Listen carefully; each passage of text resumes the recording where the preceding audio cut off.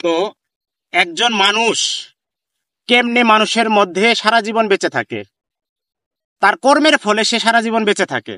একজন মানুষ তার ভালো কর্ম দিয়ে মানুষের মন জয় করতেছে, আর একজন মানুষ তার খারাপ কর্ম দিয়ে মানুষের মনে থেকে উঠে যাচ্ছে। তে মানুষ হিসেবে বেঁচে থাকার জন্য দুইটা কাজ করতে হয়, মান আর হুঁশ। নিজের মান রক্ষা করে হুঁশ করে চলার নাম মানুষ।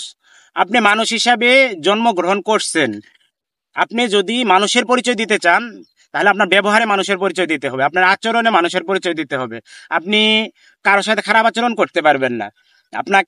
আপনাকে একটা উদ্দেশ্য নিয়ে পৃথিবীতে আনা হয়েছে, আপনাকে একটা নির্দিষ্ট লক্ষ্যে পৌঁছানোর জন্য পৃথিবীতে আনা হয়েছে।